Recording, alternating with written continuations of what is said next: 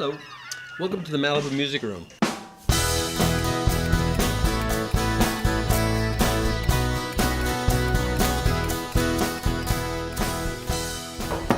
Hey, well, I wonder who that could be. Why, it's Peter Asher and Jeffrey Allen Ross. What a surprise. How are you? Nice to meet you. And with guitar. Mike goes. And you're in tune.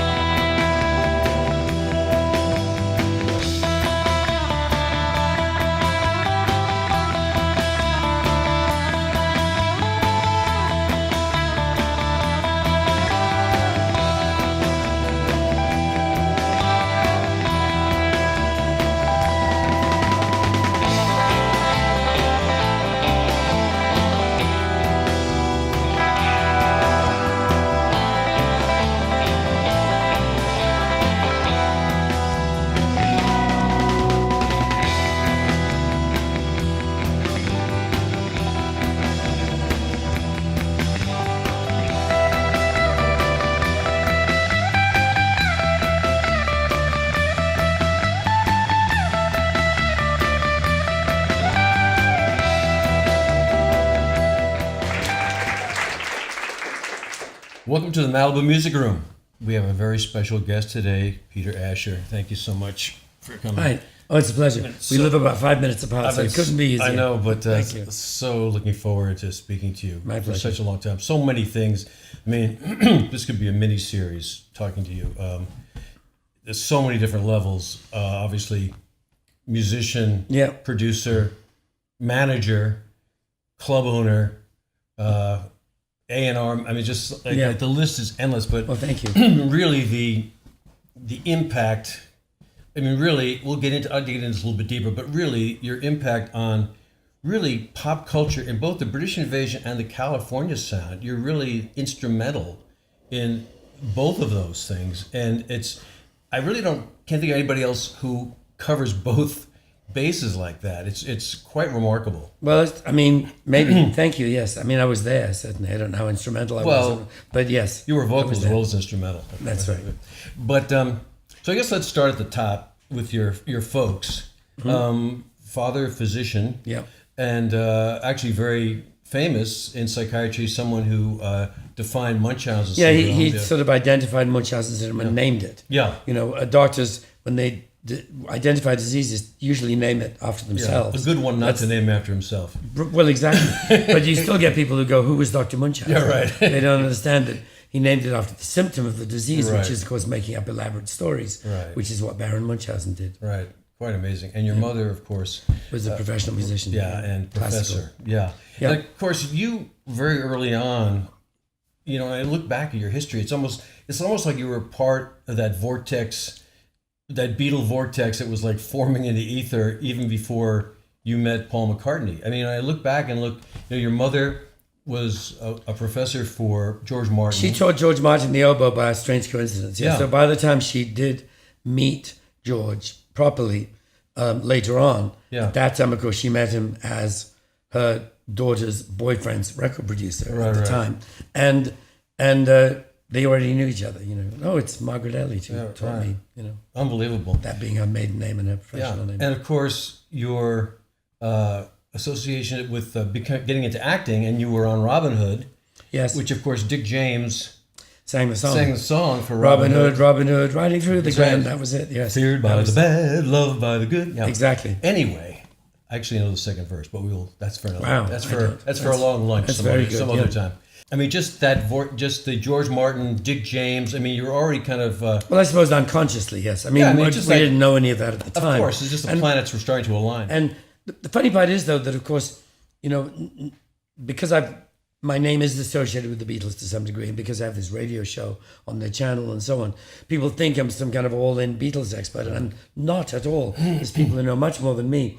And in particular, people go, oh, I'm going to Liverpool, you know, where should I go? And I go, I've hardly ever been there. I mean, Right. Gordon and I did a couple of gigs there back in the day, and I've been there twice, maybe since, for a day or two. I don't know Liverpool at all, Right. but people somehow assume that I do. But my only involvement with the Beatles, of course, began after they moved down to London. Liverpool had nothing to do with it. Yeah. Well, of course, you know much more about the Beatles that people don't know. Is that's Well, really the other aspect of it. Yes, it's true that I was there, but then when I get all these, emails, which I love to read, and I love my audience on the radio show, but when they go, well, which guitar was George playing on this lick of this song? Yeah. I have no idea. Sure. And not only that, I'm sure George would have no idea either. Of course. What's the reference number? It's only in retrospect that people get sufficiently nerdy to really get into all those details. Usually the bands themselves are the last people to know that kind of stuff. Yeah. But it's nice that people do research it and do find out. But people ask me like I would know. And number one, the only sessions I might know about are the ones where I was there. And even then, I probably wouldn't remember. Right. But it really has become modern mythology in a way. Exactly. Too, Well, exactly.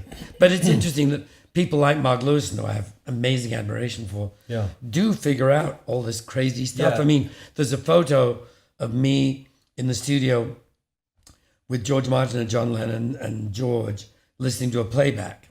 Yeah. And the interesting thing being we're all grouped around one speaker on one side of the room because of course it's a mono playback. But Mark was able to tell me what song we were listening to because he knew that it was a day that we were in one studio, they were in another, we went to visit. And from his charts and diagrams and detailed knowledge, he knew which song we were listening to.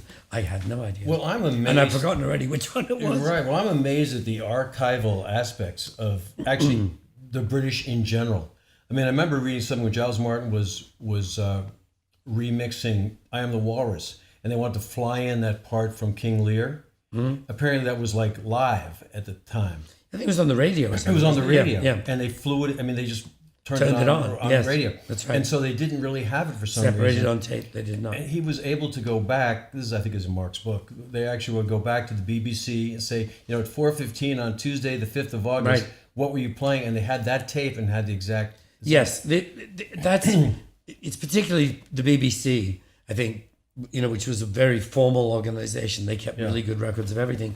And EMI in its beginnings was very like that. They were very organized and rule-bound, which had pluses and minuses. Yeah. And one of the pluses was they used to keep stuff. And then, of course, the tragedy is that attitude didn't necessarily expand to television because so many of the TV shows reused the tape, which was expensive. Right. And even radio did that too. I mean, of all the radio the Beatles did, I was reading something about this just the other day. Even though there are a lot of BBC stuff of the Beatles, which has mostly been released now, there's an awful lot they did that does not exist on tape. Yeah. The tapes got reused. I think Easy Beat, a couple of those shows that they did are gone. Yeah. Same in America with TV, of course. All kinds of great TV appearances.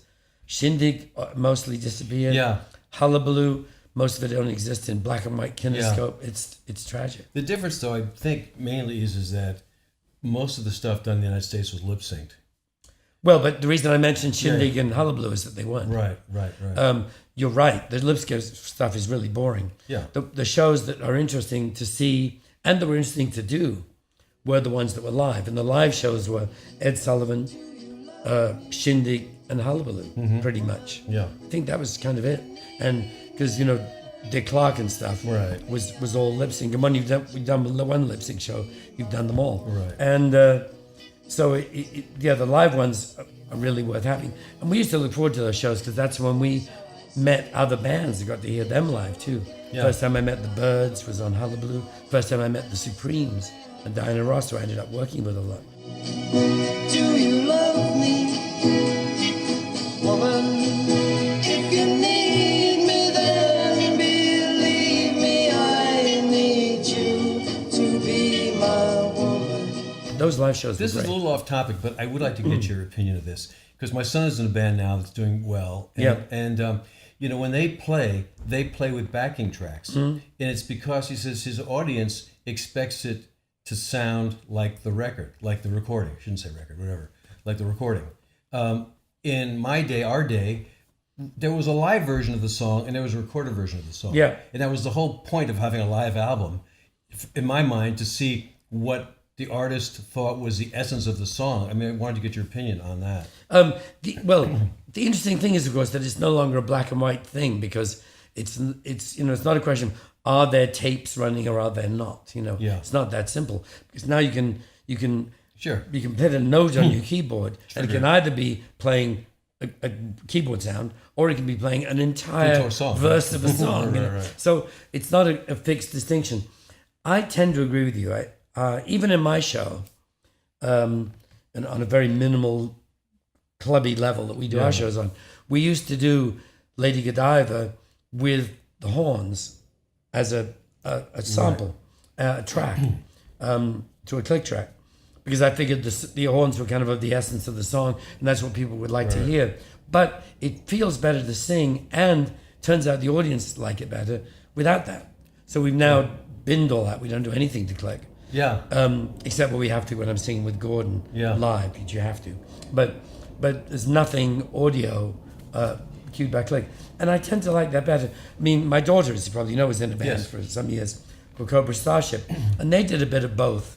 And they were all good players, and it actually, again, ended up being more exciting the times I saw them when they were not using tracks. Yeah. But when they were out promoting a brand new single, they would feel obliged, especially if they went on television, to have some of the program stuff in the track so that it sounded like the record. Well, he feels in concert. That's what the so in other words, expects. it's not a black and white. I don't think they necessarily do. I think audiences are coming around. Now, if you go and see Britney Spears, Right. do you expect everything to be absolutely perfect? Who could do calisthenics because while nothing they're is singing? live. Yeah, right. Right. And so, I mean, I think she's right to do what she does. And her show is programmed within an inch of its life. Right.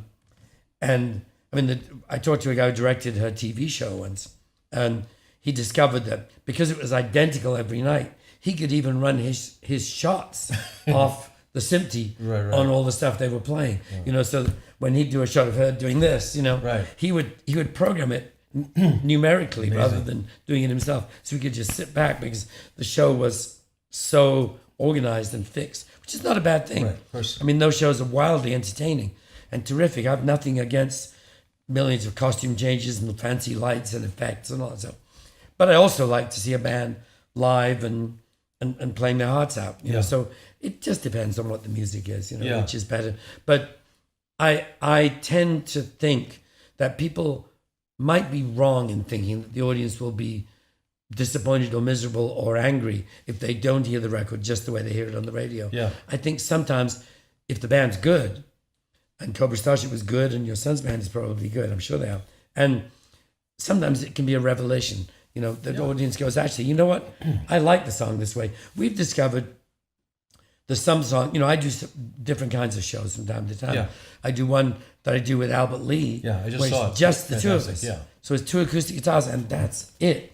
I play bass on a couple of songs, but that's it. And yet we do songs that I'm known for as having, you know, I Go to Pieces, for example. Yeah. I do a whole other version with Albert. Yeah. And which is the sort of slow, super sad acoustic version, and they like it, you know.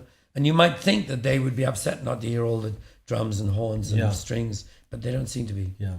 I will get back on track here, I promise. Of course. But I'm just having you here. I feel like there's so many other aspects I want to ask you about. One of the things was, you know, talking one time to Andrew Oldham, who produced the Rolling Stones and managed them. Yes. His theory was a rock band should not be more than 5 members. And I kind of have subscribed to that myself in the essence of when you get like 8 people on stage, to me it's more like a review than a band. And I'm wondering if you have a feeling on that. No, I don't. I mean, I think that's very Andrew to have a rule like that. Right. Well, of course, that's why I think Ian Stewart wasn't in the band. Right. Well, other things too. Yes. Other things too. I loved Ian. He was a good player too as well. And I knew him, of course, because I used to go and see them back in the day when Ian was in the band. Right. Just around the time he started playing at the side of the stage. Right. But he was there and with the short hair. Yeah, he was there every night. And no, I don't think there's any rules. I mean, I'm trying to think of a great rock band with more than 5 people, but there must be one. I think Manfred Mann had more than 5 people. Definitely, yeah.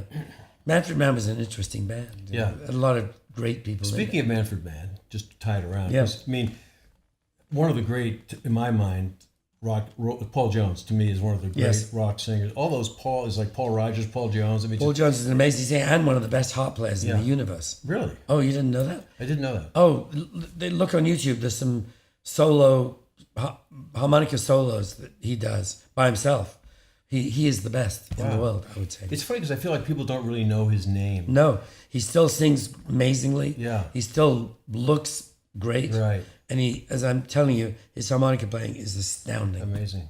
Because didn't you produce the Bee Gees song with him? I did. Yeah. And the sun And will the sun will shine. shine. Right. Fantastic. So, Which is mostly known now because I had a very cool rhythm section. It was the first record I ever produced. really? Yep. I owe Paul a debt because he asked me if I would do some solo recordings with him after he left the band. Because he'd watched me working on some Peter and Gordon records and liked my ideas. And he was the first person to because back then, I mean, now if you want to be a record producer, you can sit in your bedroom and open your laptop and produce and come up with something that will convince people that you should get the job. Yeah. Back then, you could not produce unless you were in a studio with musicians telling them what to do. And so I owe Paul a great debt for asking me to do that. And EMI therefore gave me the budget to do it. Yeah. And that's why the first session I ever did was this song for Paul Jones, 2 songs. And the sun will shine, and a B-side he wrote called "And the Dog Presides." And I wanted to make sure I had a really good rhythm section, so I hired Nicky Hopkins on piano, Paul Samuel Smith from the Yardbirds on bass, who also, of course, went on to produce Carly Simon and Cat Stevens, and was a very good friend of mine, and Jeff Beck on guitar, and Paul McCartney on drums. Wow. So I was taking no chances on having a competent rhythm section for the first date. Amazing. And they sound great. The record sounds really good. Well, let me ask you that. It wasn't there. Because I was kind of going to get that eventually anyway. Is how did you train? And those are to train to be a producer, or did you feel like you had to have the right engineer with you in order to feel comfortable being a producer, or what? How did that all happen for you? Well, I learned to be a producer by watching other people producing our records. Yeah. And then eventually having the privilege of watching other people make records, including the Beatles occasionally. But that was the only way to learn. And also, of course, I think you learn really how to be a producer by listening to records. I mean, I would spend hours listening to all my favorite records, which were all American. Going, my God, how did they get that bass sound? What is that? Drums? What are those? My God, the tambourine's incredibly loud on all these Motown records, but it sounds great. And all that stuff, I did spend a lot of time listening to records, trying to figure out who was playing what, and why it sounded good. And I just liked the idea of it, listening to a song and figuring out how to arrange it and how to produce it. And I still love doing that. And certainly making all those records as an artist, working with John Burgess, who was an excellent producer, and Norman Newell, our very first producer, who did Well Without Love, and actually was less of a contributor than John was later, but maybe that was the right thing to do, I've always said, to my mind, being a producer doesn't always have to be ultra proactive. Sometimes some producers don't do much, and that's exactly right. David Crosby produced Joni Mitchell's very first album. Yeah. He mostly sat outside the studio, smoking a joint, stopping the record company interfering. Right. That was the right thing to do. Right. He stopped them putting strings on it. He stopped them turning it into Judy Collins Mark II. Right. And Joni knew exactly what she was doing and made her record. That was brilliant. Yeah. So, and the other thing a producer does that I think is so important is knowing when to stop. And by that, I mean knowing when to stop working on a particular song because it's just not working. Maybe it's the song's fault. Knowing when you've done enough takes and you're wasting time if you've done another 50 takes. Knowing when to stop overdubbing when, the artist keeps going, well, maybe I should put another background part on here, or maybe I should, let me try that vocal one more time. Make it end Michelangelo. Sometimes it's like, no, we've got this one, it's great, you're done. And so on. Knowing when to stop mixing, because you can go nuts mixing, for days, and knowing when to stop trying to get the great snare drum sound because you passed it a few hours ago. All these things that are very familiar to you. Yeah. All the things that I think are important things for a producer to keep in mind. On World Without Love, Dave Dexter is listed as a producer. Yeah. Did he? I mean, no, nothing. I think what they did was create the horrible, bogus stereo mix in America, things like that. Right. But no, I think we did meet him eventually. But because he was, you might say, talk a little bit about. He's kind of was the anathema of the Beatles, it tried to keep them out of the United States. It just seemed very Yeah. odd for him to be on your record. Yeah, he exactly. He was the guy who somehow put together the American version or something. But Right. it was the same. But he was the one who If he refused did to release anything, them. what? My understanding is he was the one at Capitol who refused to release the Beatles in the United It States could be. initially. That could Yeah, be. yeah. I mean, I think there were a lot of people involved in that Yeah. discussion, but it might be. And it was Alan Livingston, I guess, who I did like. He was a very smart guy. I remember him. People I remember at Capitol were him and a guy called Brown Meggs, who was great, who shows up in the books every now and then. He was really clever and good. And then eventually Stanley Gortakoff and some other people that got involved. But yeah, at the beginning, I think the whole of Capitol kind of was going, and then they caught up eventually, of course. Yeah. Well, so back to the beginning, which I went off the rails here. Okay. Was with Peter and Gordon, meeting Gordon. So the two of you went to school Yeah, together and we were just at school. immediately hooked up together? Or? I can't remember how immediately, but we quite rapidly became aware that we both played the guitar and sang. Right. And I don't quite remember the discussions about, trying to sing together, but we just got our guitars out and figured we knew the same chords. I think Gordon actually knew a few more chords than I did at that point. And, it was that era when someone would go, oh, you know about this one? Oh, yeah. The famous B7th Exactly. Well, driving across I think town. we both we passed that. Right. That's But in then, all the Beatles stories. They've taken a bus across town. Right. Yes, I remember. And I think, had we met a couple more people, we might have been a band. Who knows? Right. But we didn't. And so, and to our surprise, we sounded good together. We enjoyed singing together. Because great the weird blend. part is that a lot of duos, their voices are somewhat similar. Don and Phil sound different, but not night and day. You could, for a second, you can imagine confusing which one was which. Yeah. Not with me and Gordon. If Gordon sings and I sing, it's a huge difference. He had this big, rich baritone, Elvis-y, manly voice, and I had this kind of wimpy choir boy, kind of, no vibrato. It worked great. It worked great. I know. Because I mentioned to you earlier. Oh no, but I'm just saying we were surprised because because there was very little similarity, but together it did sound like not quite like either of us. Yeah. I was mentioning earlier, my favorite Peter and Gordon song is "I Go to Pieces." Yeah, that's a great song. I'm a Del Shannon fan. Love that song. Anyway, but there was something just, I don't want to use the word magical, but whatever. It just seemed like the blend, everything just came together on that song. Like the first time I heard it, it's on my jukebox right now here, and I'm just wondering, when you recorded, did you go, "Wow, this is something really great"? Not necessarily different than its predecessors. No, we loved the song, but in terms of the blend, we were pretty happy with the ones before it. Was What Without Love, Nobody I Know. I don't remember the order of the singles. Right, myself, but there were Beatles songs, but they were kind of weren't the first singles Lennon McCartney songs most? Well Without Love was, Nobody I Know was. I don't know what was third. Was I Go to Pieces third? Maybe. I think so. Okay, But in my recollection, it was the first non-Lennon McCartney song. It probably was. Yeah. And then we went back to them when Paul wrote "I Don't Want to See You Again." I guess. Woman, And Woman, which he wrote under a pseudonym and all that stuff. And then the non-Beatle ones obviously were "I Go to Pieces" and "Lady Godiva" and "True Love Ways." Yeah. By the great Buddy Holly. Yeah. So we sort of divided it up, But obviously, if Paul would come to us and say, "I've written you guys a song," we would go, "Thank you very much," and record it. It's funny, but True Love Ways, I'm a huge Buddy Holly fan. Me too. But I have to say that when True Love Ways first came out, I kind of felt it was too schmaltzy with the orchestra. Yeah. And I was really happy to hear your version of it because I felt it was like the way it should have been done. You mean Buddy's was too schmaltzy? Because Buddies, I thought, was way too schmaltzy. It sounded like it was Lester Lannon Band or something. Well, his was a bit schmaltzy. Ours was perhaps over dramatic, but because I have this idea, which I will take credit for, of making the bridge into a huge crescendo. Yeah. Which Buddy definitely did not do. Yeah. His bridge was just the same strength as the rest of it. But I had this feeling, given the chord structure of the bridge, that we could build it up and up, and make something of it.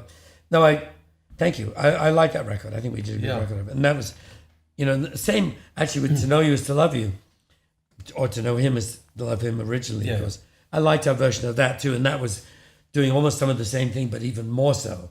I mean, that bridge I just built up till it was about to explode. Right. It was me, weirdly, taking a Phil Spector song that he didn't produce in a Phil Spector way, Right. and then producing it as if Phil Spector, a few years later, in his Wall of Sound phase, had made it himself. I was copying his production Right. style on a song that was previously his. Interesting. I knew he had been in the Teddy Bears, but I didn't know that he had actually produced that as well. He did and wrote it, but of course the production was nothing like later Phil. It was, Right. Yeah, so it's really interesting to me. Were you using particular engineers that you liked at that time? Or? I think we were using, my recollection is that you pretty much used who you were assigned. Yeah. It was very much a team thing at EMI then. I mean, even when you read now that Ron Richards filled in for George Martin on a couple of sessions, Yeah. or whatever, producing something or other, I forget what. Yeah. And maybe Love Me Do even or something. But that seems odd now, the way producers think of themselves now. Back then it wasn't, So I have a feeling that when we showed up, we didn't necessarily know what engineer we were going to get. You'd got whoever was on duty, kind of Right. was the flavor. And they were all good because they'd all been through this EMI training system, which was pretty rigorous. Yeah. You'd spend, a year snipping little clicks and pops out of classical records that were transferred to tape and things Right. like that. So you were highly trained and then you'd be a tape operator for a bit and finally you'd be Yeah. an engineer. And you had to be able to make tea as well. And Right. so, but I don't think we always knew whether we were getting, Norman or Jeff or one of the other ones whose names Right. I don't remember at the moment. But so I don't remember going, have to get Jeff Emmerich, who was great. Right. But I think they were all pretty great. Yeah. And they all were very creative, but also they were all still bound by the rules. There was a sense in which, because as you probably know, when you requested a Fairchild or something, Yeah. it would be wheeled in by the men in white coats, Yeah. plugged in and set. That's, if you're putting a guitar through a Fairchild, that's the setting. Right. And it was a while before the Beatles got the power to kind of go, well, that's pretty good, but what happens if you do this? Right. And they go, oh, everything sucks and the cymbals sound crazy and you can't possibly do that. And they would go, that is exactly what's happening and it's super cool. Well, but that's the and they beauty got of away guys with it. like Jeff Emmerich, because they were actually engineers. They could actually make the changes. Yes, they could, but there was, you definitely Rules, I know, yeah. there were rules. There were definitely rules. Yeah. Mixing was definitely, the compressors were plugged in the mixing position, Yeah. which is why mixing was really fast, because you'd ended up with only 4 tracks, however many you bounced down to. Right. You still had 4 to mix, a couple of compressors on the overall mono output, or stereo occasionally later on. And that was it. There was something, in a way, I'm a little nostalgic for it, in a way. Like, it's almost like there's too many choices. Yes. Now, No, I agree. I don't miss any of that in the Yeah. sense that I'm not one of those people who misses tape at all. Yeah. Not in the slightest. And people now go, oh, you're so lucky you grew up in. No, you don't understand. Carrying these huge, heavy boxes everywhere you went, Yeah. if you went to another studio, hours of tones and azimuth and, Right. So I'm very happy to be done with it. Do I think one useful thing I learned from having done that is that sometimes you make decisions as you go along. Now I do run a lot into people going, well, keep all that, we'll decide later. I'm going, Right. no, Yeah. because if we decide now, we'll know what we're doing Yeah. at the next stage. If we keep everything and have a million pending decisions, then when we get the next guy in to overdub the violin or whatever, we won't know what he's supposed to play because we Right. won't know which vocal we've chosen or which drum fill we've chosen or whatever it is. Right. So I am a great proponent of making decisions as you go. And if some of them have to be irrevocable, not quite as irrevocable as it was when we had to mix everything down to one track Yeah. and be done with it. But I'm prepared to go, no, I like that take better. Keep that one, Right. turn the other ones off. You don't have to delete them anymore, which is kind of reassuring. But at least, make it disappear. Do whatever you do on the keyboard to make it just go away. Right. And make decisions as we go. Yeah. Well, it is a different time. I do want to talk a little bit. I obviously encourage everybody to see your live show where you really go into the Beatles aspects of things in more detail. And just for sake of completeness, I would like to talk a little bit about, your roommate, Paul McCartney time. How long did that last with Paul actually living in your house? I think it was apparently about 2 years. I'm very bad at dates, but I'm told that it was about 2 years from when we moved in to moved out. And I know you've had some crazy stories about having to devise escape routes for him. Well, my father did actually. My father and Paul figured out a way across the roof to the house next door, and he could get out a different way when there were a big crowd of fans. So, I mean, it was actually a point where there were fans knew that he was in your house. Yes, And on the doorstep. And was that a problem for your family? Well, not really. I mean, there weren't big crowds of them. They were very amiable. There was a little crossover, I think, between my father, who was still seeing private patients at the house, when this started to happen. So that must have been a bit weird. Well, for they psychiatric patients becoming into a Beatlemania, women, girls, they didn't know someone would arrive. Somebody arrived for their appointment with the doctor, and there'd be a bunch of people milling about the doorstep, and they wouldn't know why. Right. We wouldn't say anything. So that was a bit odd. Yeah, but I mean, you had It was odd for the neighbors. extraordinary experience of having, if I remember correctly, Lennon and McCartney being down in your mother's studio in the basement or the first Well, there was floor? a little music room in the basement. Yeah. Where she used to give private lessons occasionally. Yeah. And that had there were two pianos in the house, one upright down there, Yeah. and then the big grand in the first floor, second floor to you, first floor to us, Right. sitting room, and then eventually Paul did get a little upright, I think, in his room shortly before he moved out. Yeah. But yeah, they wrote "I Want to Hold Your Hand" and a few others in the basement piano. You were basically the first I was the first person. Yes. writer of their song. Correct. Yes. It's correct. quite an extraordinary situation. And so then, Wish I'd written a few words of it myself. no kidding. Yeah, if you'd only said, God, the bridge. Of course, you have that great story about the bridge in World Without Love. Right. What? You have that great story about the bridge in World Without Love. Well, because Paul had written the rest of the song and then abandoned it. Yeah. And then by the time we asked if we could record it, and when it was still an orphan leftover song, which no one was going to record, he said, fine, but I did have to nag him to write the bridge. And finally, he took his guitar and went into his bedroom. This was upstairs, top floor we were on, and came out in about 5 minutes with the bridge. Yeah. And people laugh when I tell the story, as if the 5 minutes was an exaggeration, but of course it's not. Because we all know he knew the rest of the song. He finally was putting his mind to it. I mean, however songwriting works, which is a mystery to most of us. Right. So I wait, and in a while, you can write that in 5 minutes if you have the idea. If you're in the trance. If you're Paul McCartney. Yeah, if you're in the zone. Exactly. Of doing that. So why and who knows, maybe he thought of it before. So why did he use a pseudonym for a woman? It was being suggested, I think, by the press, and that maybe anything with their name on it or anything Beatle connected would automatically be successful. Oh. That it wasn't wasn't judged on its own quality. So he asked if we could use a pseudonym for a woman, and settled on this name Bernard Webb. And we concocted the story that he was a friend of Paul's from school or something who'd written this song, because we had to also explain why it was published by Northern Songs. Right. And it fell apart in about 3 or 4 weeks. But actually, that was long enough for Paul to prove his point. Yeah. Because it was a hit straight away. But I wonder if he split the songwriting with Lennon on that. What? I wonder if he split the songwriting with Lennon. He did. So, it was Lennon McCartney.